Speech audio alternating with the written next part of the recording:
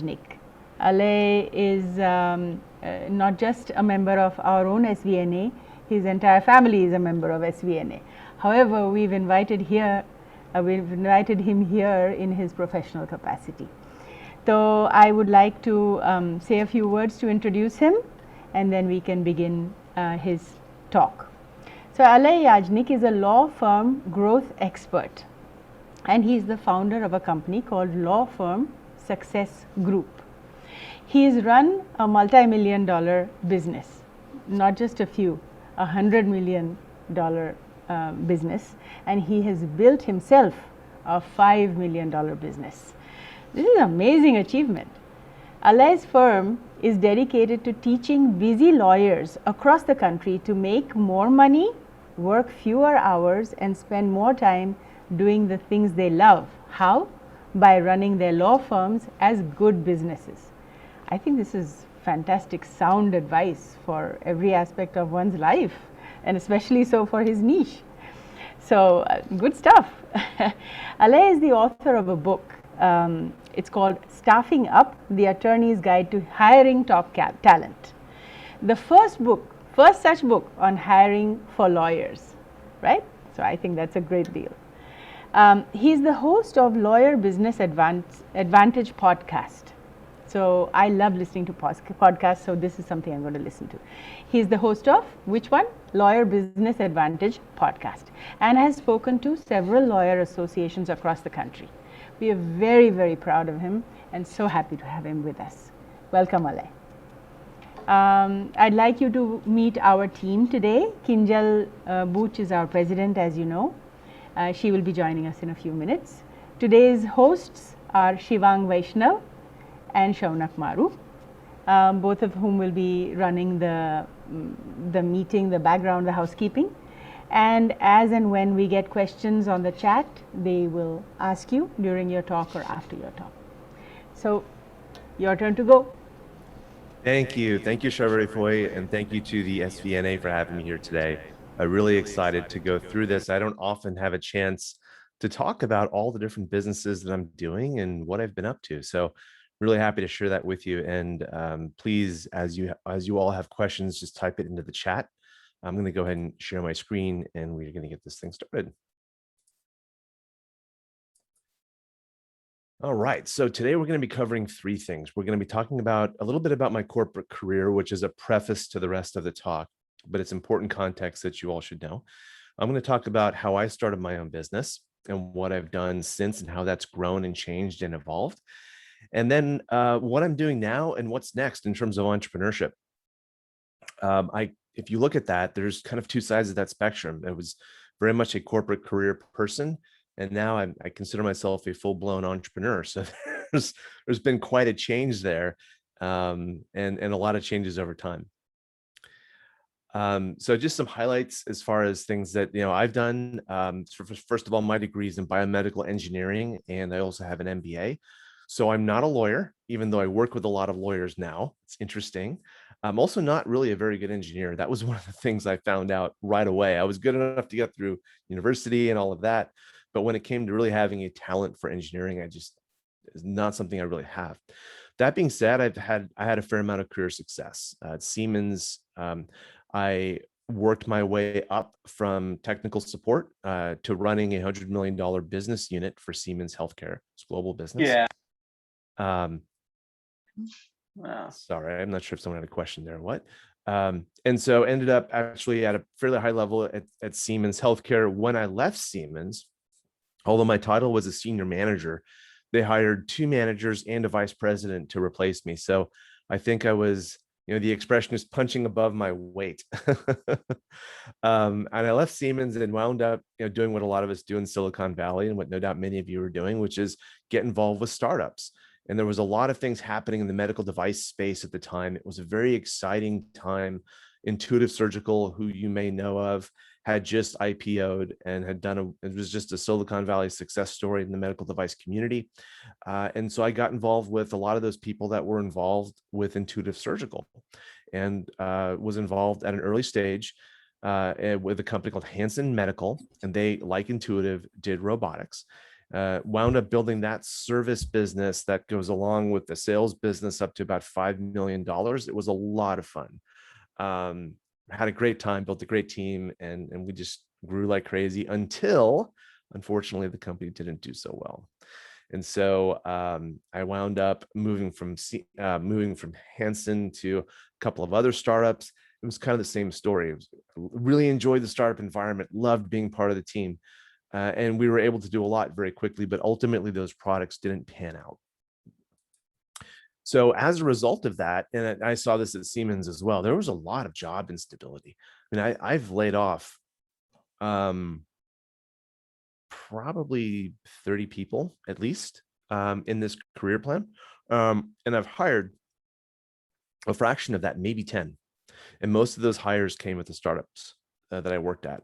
So there was a lot of churn. There was a lot of the companies were not performing well. It was a situation of constant financial hardship for the organizations, and that moved down into the ranks. And when you're working on a new technology and the new technology doesn't pan out, now all of a sudden there's a lot of jobs that go away. So there was a lot of scrambling, and it just never really quite felt safe and secure. Alay, did you want us to ask you as you went along, or wait till? Well, there's a question that has just come up. How did you feel when, as a new graduate, the companies didn't pan out quickly? Because, I mean, everyone starts off with dreams. Yeah. So when I graduated, I was really fortunate. I was one of 6 people in my class to have a job lined up when I graduated. And my biomedical class had about 40 of us graduating. So jobs were not easy to come by. And my first job was with a startup that I had interned for in San Diego. I think my starting salary was $28,000 or something like that. So this was a long time ago, and a lot of things have changed since then. Salaries have gone up, expectations have gone up.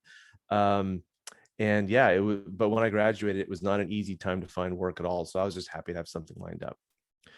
But yeah, it was definitely interesting going through the medical devices space. That industry now is not doing very well.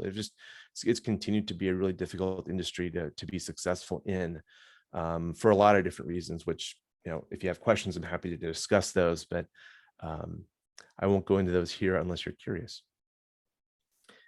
Quality of life. So job instability was there. Quality of life as well. Oh my gosh. I was here at these companies working, you know, and working probably 70, 80-hour weeks. I'm sure everybody knows I live in the East Bay and working in Silicon Valley. That's about a 3-hour round trip commute on an average day, on top of the work hours. And then the business travel to Europe. For us, we don't fly business class. So we fly coach to Europe, usually traveling on the weekends.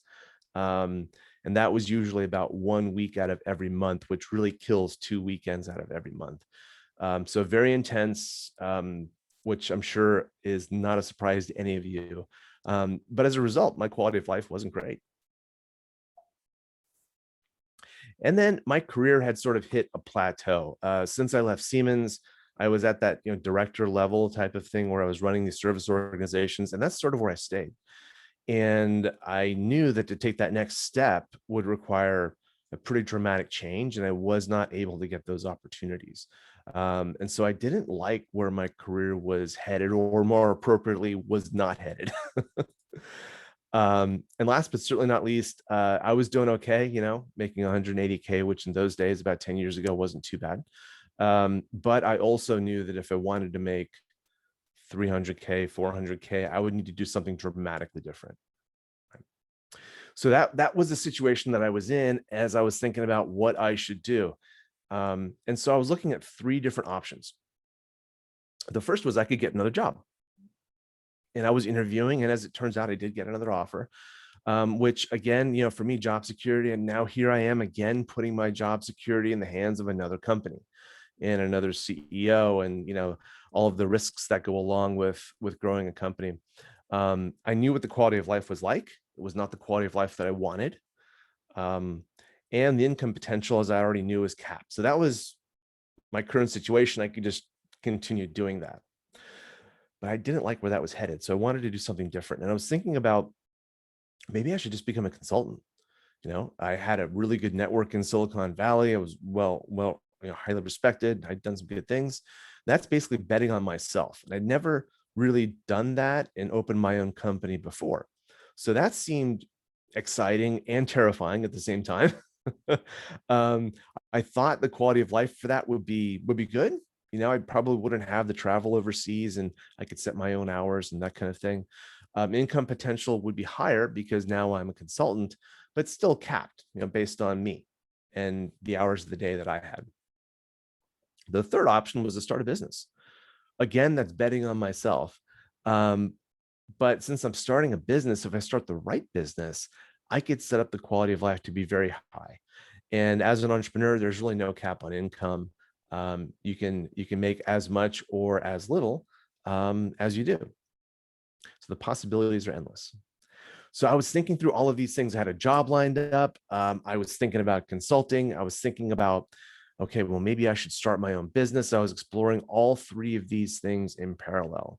I had an offer on the table, but what I decided to do was go ahead and start my own business. And this is a picture from, this is my son. This was when I resigned from Heartflow, which is the company I was working at the time.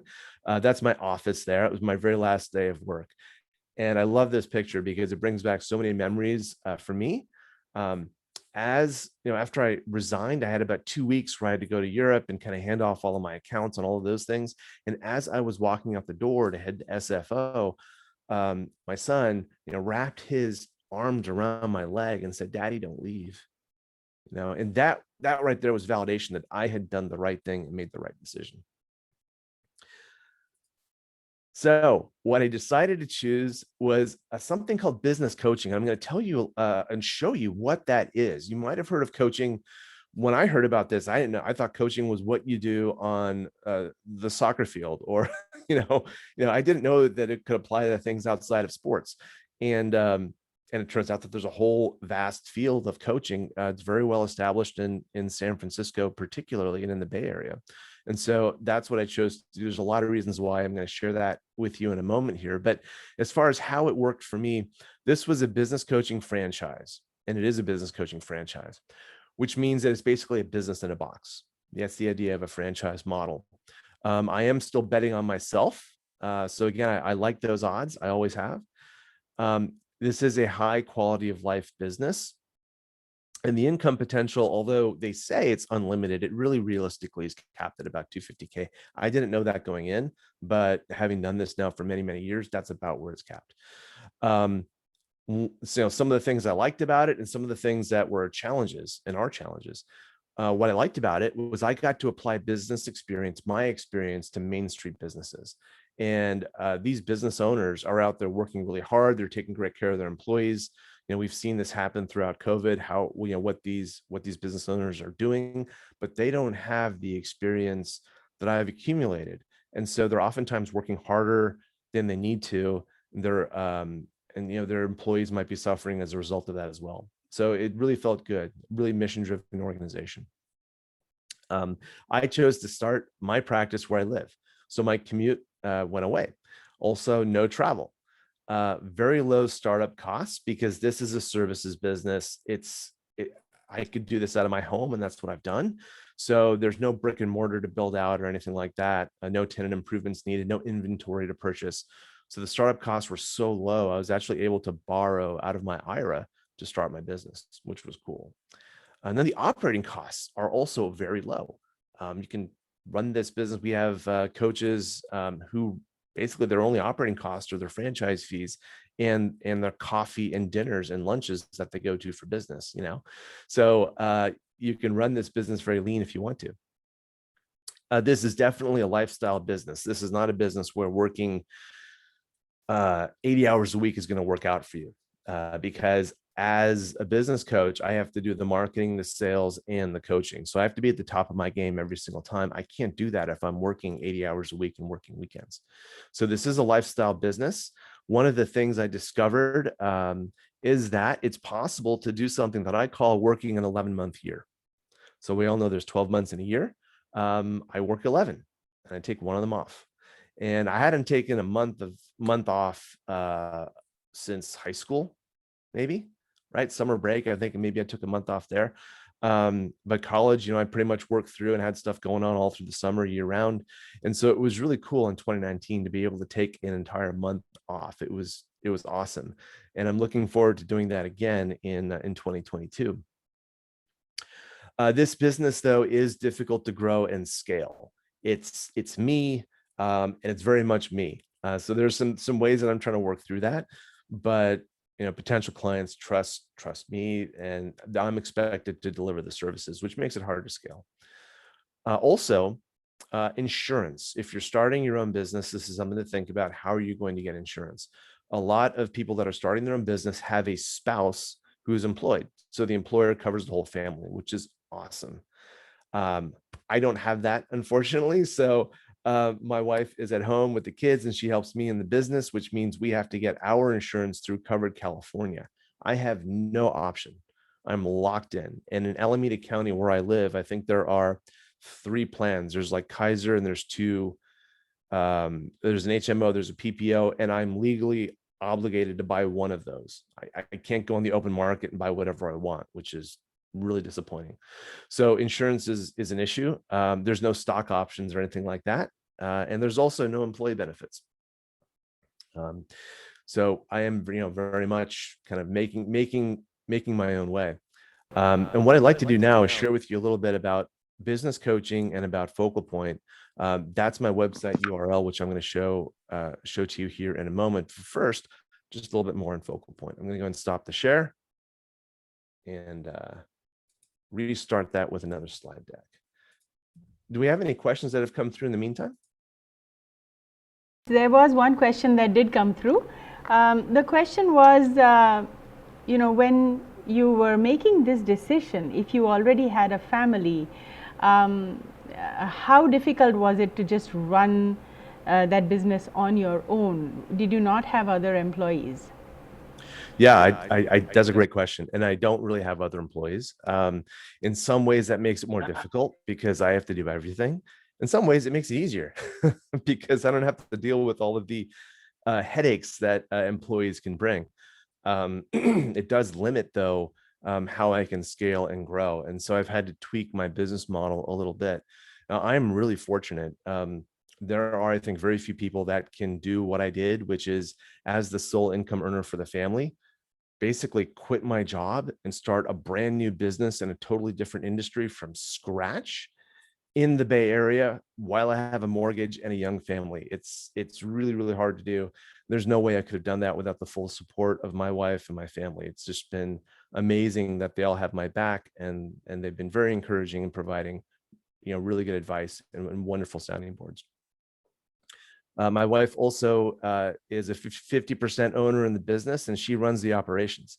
So she does all the invoicing and collections and bookkeeping and all the financial stuff. And it's great to have a partner like that in the books that I trust 100%. Alay, there was one more question. Yeah. That it was regarding the fork on the road, the thought matrix that you had. Is it applicable to any particular geography, vis-a-vis Bay Area, or with your plethora of experience, you can now sort of generalize that thought process as new graduates, go through this kind of introspection? Yeah, that's a great question, Shivang. And just to be clear, I'm not advocating that anyone do what I've done. There are people that love the startup culture, that love venture capital, and that's wonderful.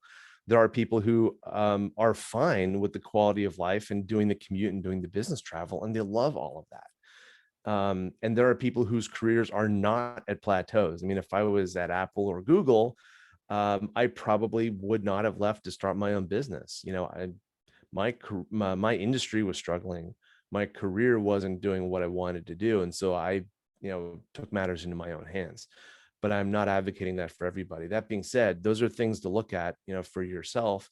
What is your quality of life? How do you feel about that? What is your career progression and how satisfied are you with that? And what is your income potential? And how happy are you with that? If you're happy with all 3 of those things, awesome. But if you're not, then the key thing is you can actually do something about it. It may not seem that way, but you can. You can look for another job. You can look for another career. You can just go in and have a conversation with your manager, right? There's a lot of different things that can be done. Thanks. That was an awesome question. All right, let me get into focal point real quick. I can see we've got, we're about 20 minutes in, so I'm going to go through this quickly. That way we have lots of time for the rest of it too. There we go. All right, hopefully you can see this on your screen. Perfect. All right, so buying a franchise is a long process. It's a big commitment, and you can see there's 10 steps in here. There are several different conversations. The DISC debrief is a behavior style assessment. We have 2 such psychological assessments in this process. There are conversations with about 10 people in the franchise, as well as many, many other coaches that are already franchisees. And most franchises follow a similar model to this. There's about between a 7 and 10 step process to most of these franchises, because it's such a big investment, both in terms of life-changing as well as financial commitment. The reason I chose Focal Point, it really comes down to this. So Focal Point's vision is to really impact business leaders in every city and every town in the world. So very ambitious, very, very wide in scope, because what they're trying to do is Focal Point is trying to change the world through business leadership and education. It's coaching and working with that Main Street business owner. It's working with that executive. It's working with those people whose lives can really be impacted by changing the way that they operate from a business perspective. And the purpose is truly powerful. Focal Point believes that we're the pebble in the pond. And the idea behind this, if you think about a still body of water and you drop a pebble into it, right? It makes a splash. And that's what we do when we coach. But there's also ripples that come out from that. And those ripples is the impact that we have. And we believe that we not only impact our client, but we also impact their team. We impact their family. We impact their clients and their vendors. And that's really why we're here, is to really change the world by implementing, and delivering business education. Focal Point has a really tight culture. This is not true about every franchise, but it is true about Focal Point. And these are go, no go as far as Focal Point's concerned. Every Focal Point franchisee has all 8 of these points of culture. It's very powerful. And it makes for a terrific experience, and it makes people that have this culture want to belong and want to be a part of it. In my case, all 8 of these resonate with me. All right, so if someone is looking into buying a franchise, Focal Point is one of the least expensive ones. They can get up over $1 million pretty quickly, but Focal Point is less than 100K. So it was good for me because I didn't have a lot of money socked away. As we talked about, it's a service business, no employees, so margins are very high. I'm going to go through this a little bit. This is about what Focal Point does. So we've talked about a lot of these things already. Focal Point's content is proven. That was something that I really wanted. I did not want anything trendy. I wanted something that worked, and that's been proven to work. I love the client satisfaction guarantee. That was important to me as well. And this is really what we do, is helping clients work on their businesses, not in it. So coaching, right? There's coaching, there's consulting, there's life coaching, there's all sorts of, there's therapy, there's all sorts of things that you can do as a business leader. Consulting is going to be really focused on a result. Typically, it's going to be getting things done on time and in budget, very fixed scope, very clear scope. Usually a short-term assignment or a midterm assignment with a fixed billing rate. Life coaching, on the other hand, or therapy is the other extreme. That just kind of goes as it goes. There's no curriculum. The results may be hard to quantify. And client retention can be kind of low with this kind of thing. 3 months, they address their pain point, and then they move on with their lives. And the billing rates are, all over the place. So business coaching is different. My role is to be their strategic advisor. I can bring in a brand new analogy that I've never used before for this group. So you've probably read the Akbar and Birbal stories, right? Birbal is like Akbar's business coach. That's exactly what it is. So the strategic advisor, the mentor, someone that provides an objective perspective. So they provide accountability as well. They're not the business owner's friend, but they're there 100% to help the business owner. And sometimes they're the only one that will tell the business owner straight what's really going on. And oftentimes when we're working with a client, the goal is to grow the business. So this is definitely a flexible program, right? We have to bring in lots of different things. We do have a curriculum and a process beyond what we do, which is very helpful. The results, it's business. So the results are very measurable. They're tangible. They're easy to quantify. We keep our clients for over a year. My longest running client I've had for 7 years now. So it's not unusual to carry clients for a long time. And the fee structure can change depending on the assignment. And so at the end of the day, people bring in a business coach because they're looking to increase their revenue or profits in their business. They're also looking to get personal time back. They also really want to have great teams. That's tied into getting personal time back, usually. If those teams are working really, really well, the business owner doesn't have to work as hard. And to get them to have a really amazing business that they're really proud of and really happy with. So when Focal Point is working with a client, typically these are small business owners, so only $1 million to $50 million in revenue. So these are small. Oftentimes it could be self-employed professionals as well. So I work with a lot of lawyers. They fall into the self-employed professionals category. Also executives, right? If they don't own a business, but they could be an executive. We coach executives all around the world. Really the key here is we're looking for successful business owners or people that are in leadership positions who are already successful, but they want to become even more successful. If you think about a top performing athlete, they know how to play their sport, but they have a series of coaches because they want to get from 99% to 99.5%. That little bit of improvement makes all the difference to them in their career, and that's who we want to work with. Okay, we're going to get into a lot of this stuff later. I think we're good. Yep, we're good. There's a question that has come up, Alay. Yeah. It's to do with the fact that you've been talking about scaling your business. So you have been successful. You chose the model that you wanted to go with for your franchise. You started your clients, but you're the face of your business, right? Did you ever think of doing like a fundraiser or a fundraising, starting a big startup, the Silicon Valley style, and making this into a real startup? Yeah, that's a great question. And I didn't, because I wasn't an entrepreneur. I never thought of myself as a person who would go out and have a really good idea and raise money and really go for it. I'm starting to get there now. But when I started, I really wanted to improve my quality of life. I wanted to increase my income. I wanted to do something I really enjoyed. And I went this franchise route because it was a way for me to preserve my cash flow, right? If I had to go out and raise money and then I still have to support a family while I'm doing that.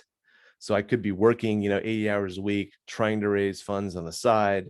And then assuming that works, then now I can use that seed capital to pay myself it would have to be a significant salary, right? Because there was no other source of income. So very quickly it got very complicated. So this was just a very straightforward kind of thing. Let's see, how are we doing here? Okay, we're about halfway through. So I'm going to go ahead and move beyond Focal Point. If anyone wants to talk more about Focal Point, happy to do that. Or if you have any other questions, just pop them into the chat and we can go through those. Right now, let's go ahead and get back to the rest of that slideshow.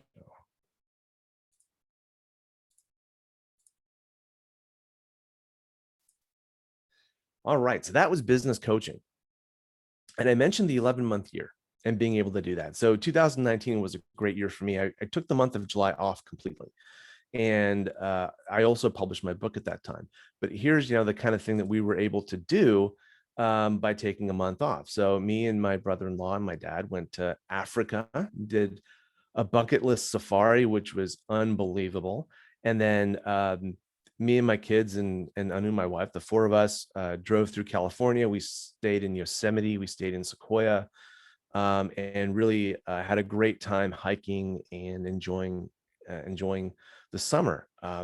It was cool taking a month off, and I was looking forward to doing it in 2020. Unfortunately, with COVID, it just didn't make any sense. But we're getting back to it in 2022. So I had a question on that, Alay. Is this 11th month year a concept that is similar to what the Europeans take August off, and the month of August is spent, doing whatever you like? Is that similar? Yeah, it's similar. So you were planning to do that this year? No, not this year because of COVID. It just didn't make any sense last year and this year. But 2022, absolutely. We'll get back to it. Yeah, this is the fun part about owning your own business, right? It took me about a year to set this up and to set my business up so it could run while I was gone for a month.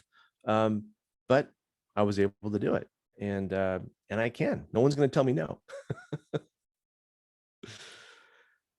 So, as you know, you talked about scaling. I did want to scale my business, and I also wanted to grow it faster.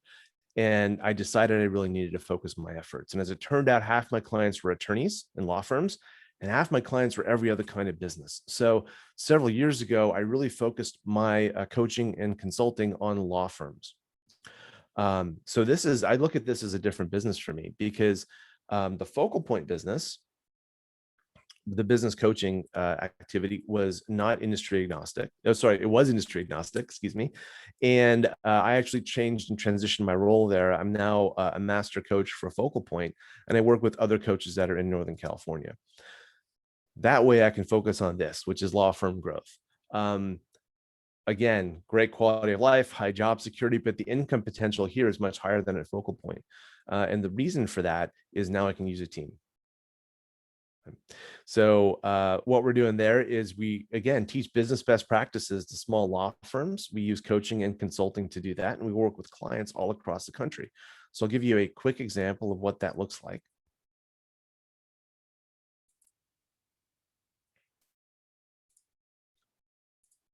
All right.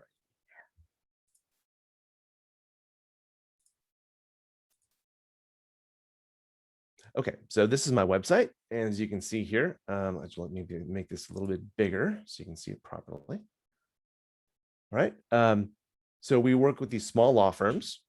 Some of the things I wanted to call to your attention is our team that we have in place now. So you'll see we have a variety of coaches and consultants on the team. None of these are full-time employees. They're a mix of part-time employees and contractors. But this really allows us to work with clients in every time zone in the US, filling a variety of needs that they may have. The other fun thing I was able to do was write a book. And so I realized, because a lot of my clients are growing their firms, they needed a hire.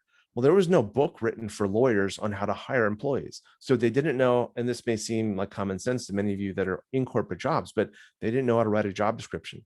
They didn't know how to do a screening interview, or what questions to ask, or panel interviews versus one-on-one interviews, or having multiple people interview a client, or how to conduct a debrief on a candidate. They didn't know how to do any of those things, let alone what goes into an offer, how to structure that offer, how to negotiate. And then what do you do when the candidate says yes? You've got to onboard them and train them. And so as a result of that, a lot of these firms were really struggling to grow because they couldn't attract the right candidates, or if they did get lucky and bring in a good candidate, the candidate would not get off to a good start and would quit and leave or be let go. So I decided to take the stuff that I was working with my law firm clients on and turn it into a book. And so I did. Did this in 2019, which was the same month that I had the 11-month year. So I finished this book literally a week before I jumped on the plane and headed off to Tanzania. So this is the fun stuff you can do as an entrepreneur, right? I always wanted to write a book, and now I can check that box. I'm looking forward to doing the next one. Another fun thing you can do is marketing has changed. Marketing is different, especially when you're marketing to small businesses. That's a whole different arena, which I had no idea about. And one of the interesting and fun ways to do that nowadays is through a podcast. And so I was very fortunate to enjoy it and to be able to interview a lot of these lawyers and consultants. We try to do one podcast episode every couple of weeks.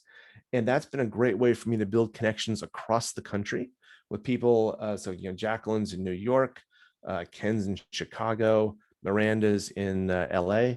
So it was a great way for me to build these connections across the country and also deliver some value to attorneys that want to listen to ideas about growing their law firm.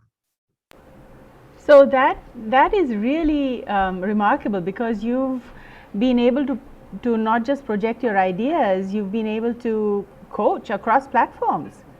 And that's really remarkable. I like that.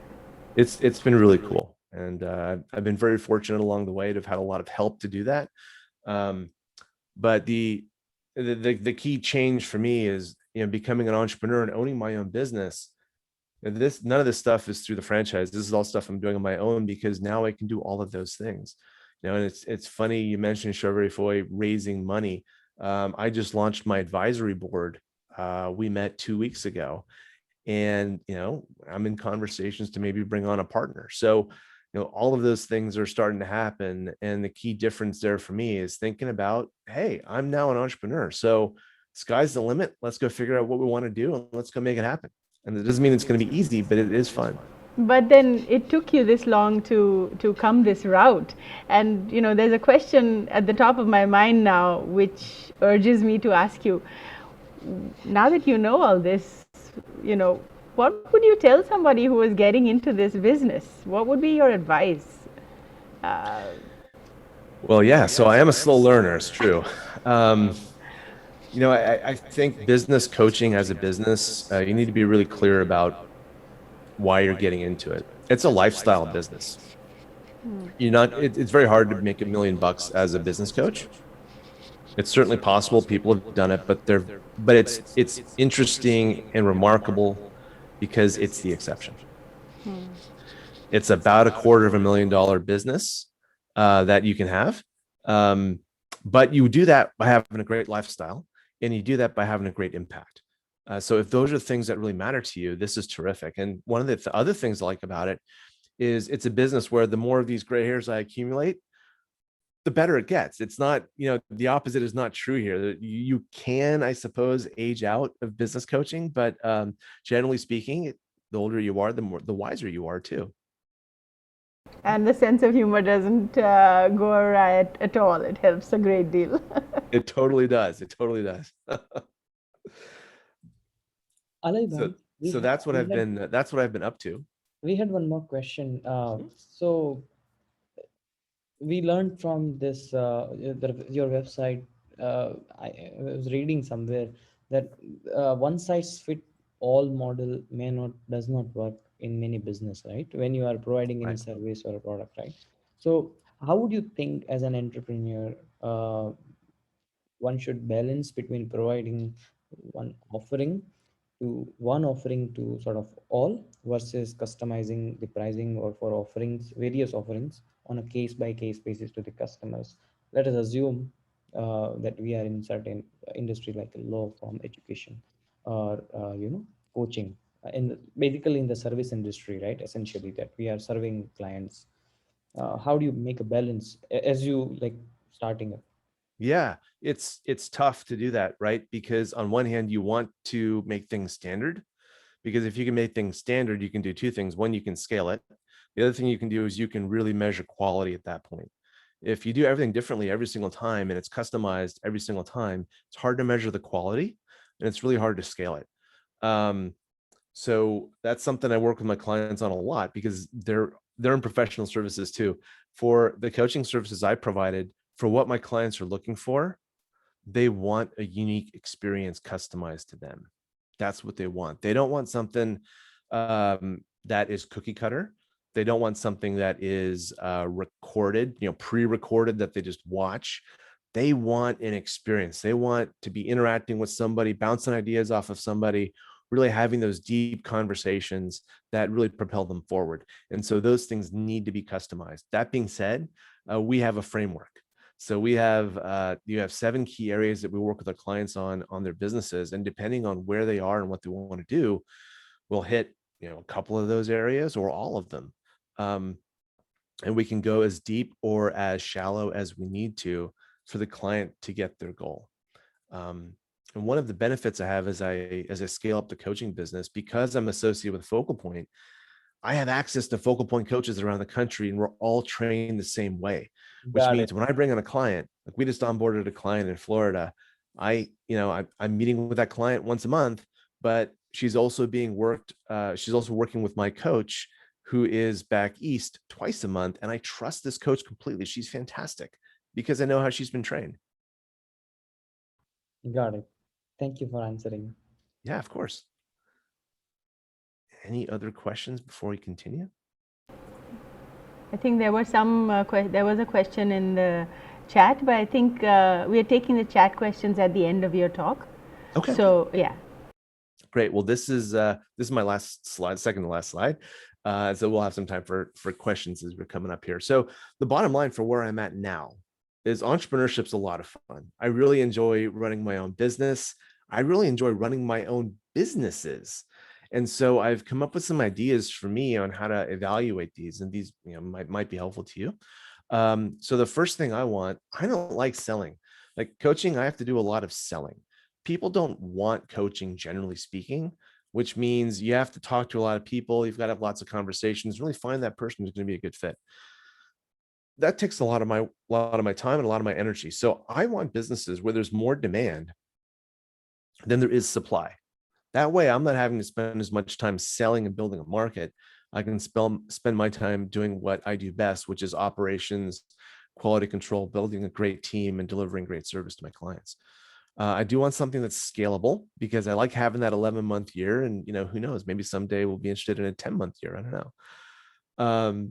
As far as funding goes, and Sharvari, this strikes right to that heart, just strikes right to the heart of your question.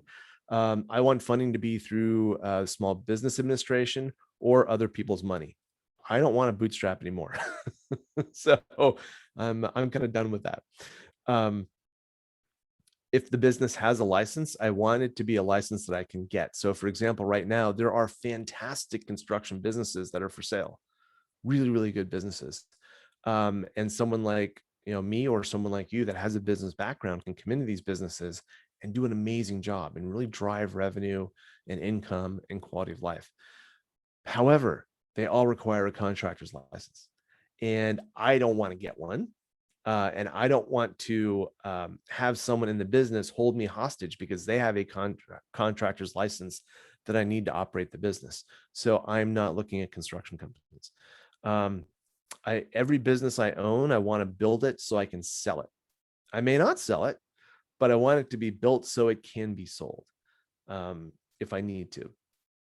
And of course, I want to continue with my 11-month year. So with Law Firm Success Group, where we're headed is we're building out our team. We might be bringing on partners, maybe evolving our business model a little bit to really scale this thing across the country. With Focal Point, I've evolved into a different role. With Focal Point, as I mentioned, I'm an area representative, which means I coach the Focal Point coaches in Northern California. And I'll continue to do that, which gives me some time, right? When those two things are rocking and rolling, what else is next? And two areas that I'm interested in. One is senior care. I have aging parents, and there's a lot of demand right now. And I'm seeing this with my clients so much that these seniors are aging in their homes, and they don't have anyone to help them out. So the person, who is oftentimes my client has to drop everything in their business and go help out their mom and their dad in their home. And there's a service around doing that for the kids, which I think makes a lot of sense. So that's really interesting business. The other one is preschool and daycare here in the Bay Area. My gosh, all the young families now are 2-income, and they all need high quality daycare for their children. And some of these places that are good have, if you can get in at all, the waiting list is months. if not longer. So those are two areas that I think is interesting, and we'll see what the future holds. But I'd love to add maybe a third or a fourth business there, because once you start adding these businesses, it just gets to be a lot of fun, and I'm really enjoying the experience. So with that, I just invite you to reach out to me. My email address is there. You can also connect with me on LinkedIn.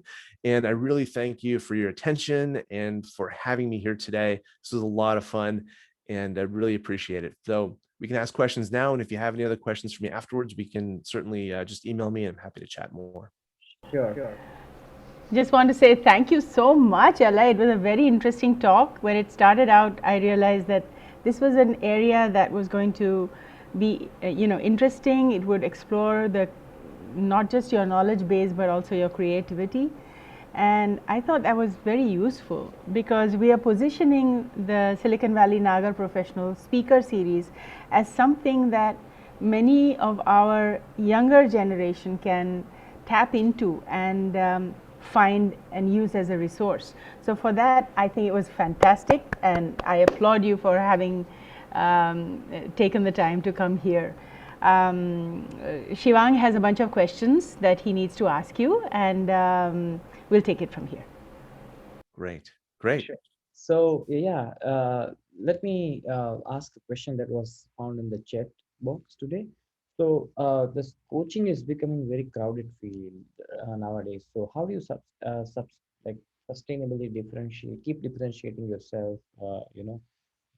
Yeah, that's a great point. Coaching is a really crowded field, and there's unfortunately no real standards around coaching. They have some certifications that you can get, but it's not really a regulated industry, which means it's easy for people that get laid off of work, for example, to now say, okay, well, now I'm a coach and I'm going to be looking for a job on the side, but until I get my job, I'm going to call myself a coach. So the question of differentiation is really important. I think for what I do is business coaching, clients are entrusting me with their business. So it's all about trust. And that's the easiest way, I think, to differentiate, is to build trusted relationships, because that's how you're going to get the initial clients. So that's the easiest way, right? It doesn't matter what your differentiation is or what your marketing is.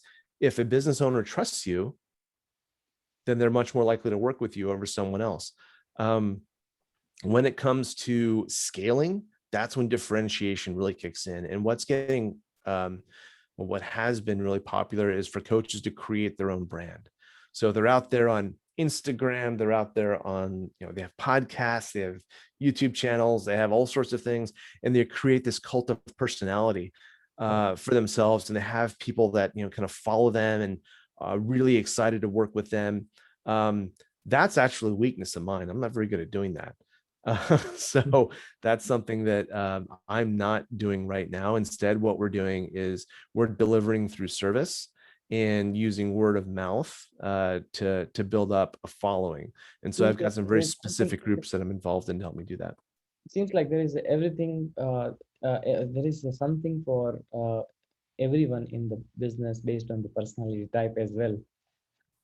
Yes. And so next question wanted to ask was, we learned that there is a like continuing education, right? So what is the importance of continuing education while you are making a pivot into a new venture or a business? Like, you have to keep learning and reskilling, or rather than upskilling, I would use the reskilling nowadays. What is the importance of that as you pivot to the new venture? Whether Yeah, it's I think it's important to a new company, or a stable job to a new business, starting your own, or starting another business like yourself. You did. Yeah, it's never been easier to learn new skills than it is today. It's just never been easier. And no matter where you are in your career or what you're doing, whether you're doing a pivot or you're looking to advance in your career, or you're really happy where you are and you just want to continue as you are, I believe that if you're serious about that, you got to invest in yourself.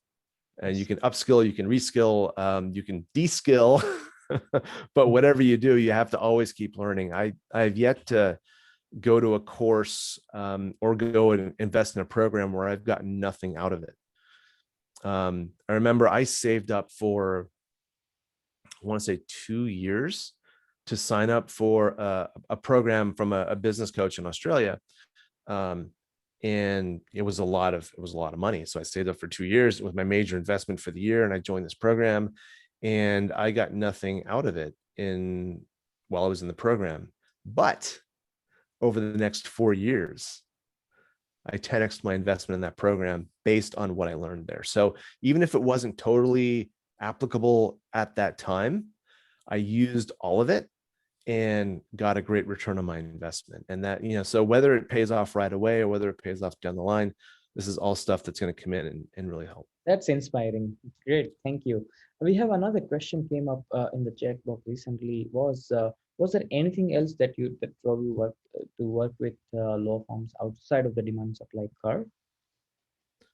I'm sorry, I didn't catch that. I think I just cut out a little bit there. You said, is there anything else in the? Is there anything else that drove you into this business outside the simple demand and supply curve that you mentioned, right? That you would work for something which is demand and supply, right? So was there any motivation that drove you in this business? Yeah, and you mean the law firm business? Yeah. Yeah.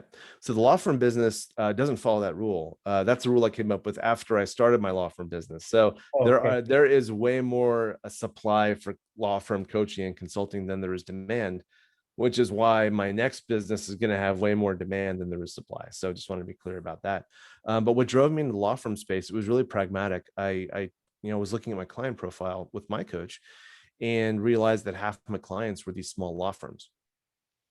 And if I was listing out my top 10 successes with clients, 8 out of 10 were with law firms. And so I was doing a great job working with law firms. I enjoyed working with those clients, believe it or not. I know a lot of people don't like lawyers. I love working with my clients, and I was having good success. And so, when you talked about differentiation earlier, Shivang, I figured, well, instead of working with every industry, why don't I differentiate myself as the small law firm growth coach and go for that space? And we tried it for 6 months, and that was several years ago. Just kept focusing and kept working. Awesome. Thank you. One maybe last question, maybe.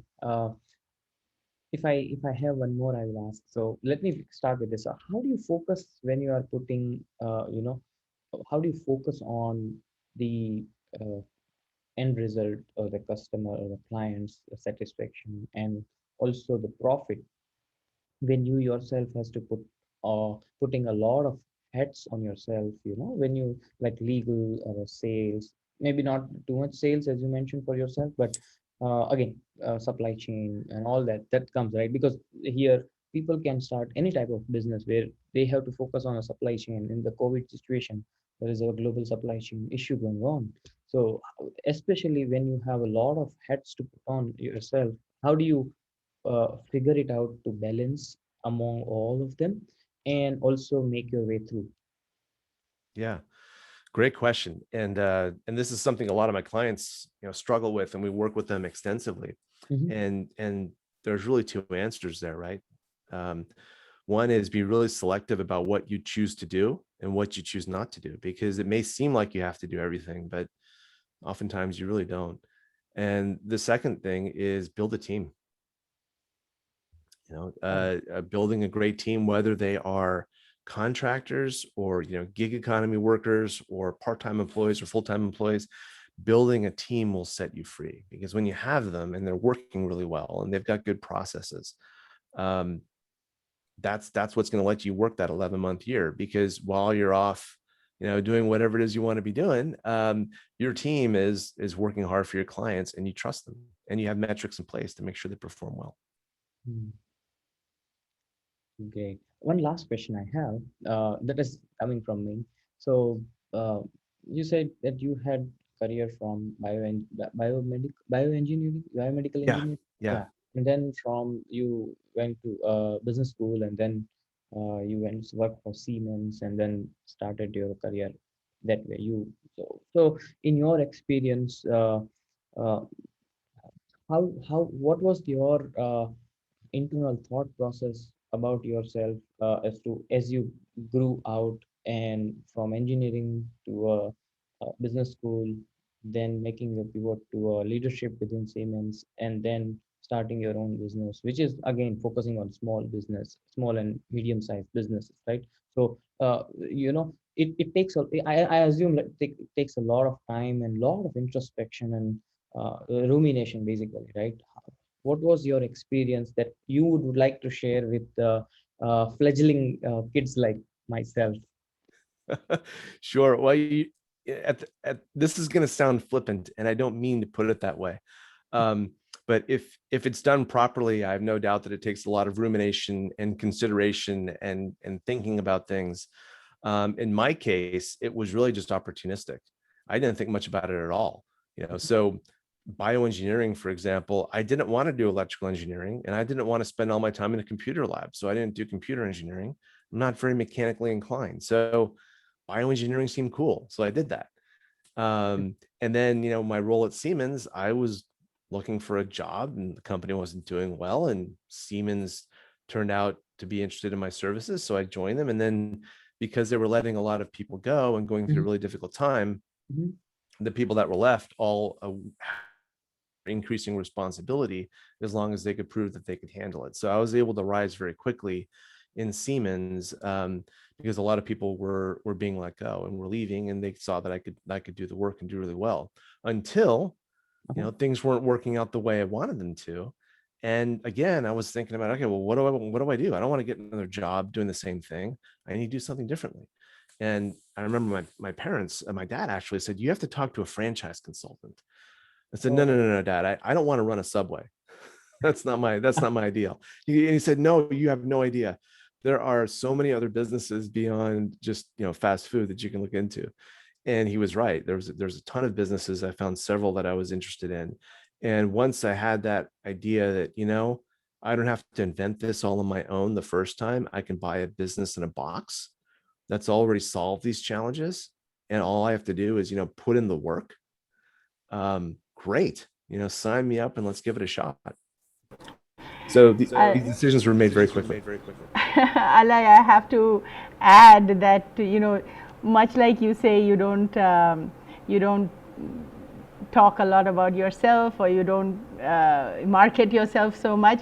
You also come across as very humble, and I don't think that you give yourself enough credit. This has been a lot of hard work, and some ways, even though the opportunities may have come your way, you spotted the way to go. If you hadn't had that foresight, perhaps you wouldn't be where you are. So I think you need to give yourself a lot of credit, and those who have been hearing you today will certainly respect you for that, for the work you've done. It was a lovely, lovely talk, and I cannot encourage more people to come and watch what we've recorded today, and to consult you, and to reach out to you if they have similar ideas. I want to just say thank you so much for this talk.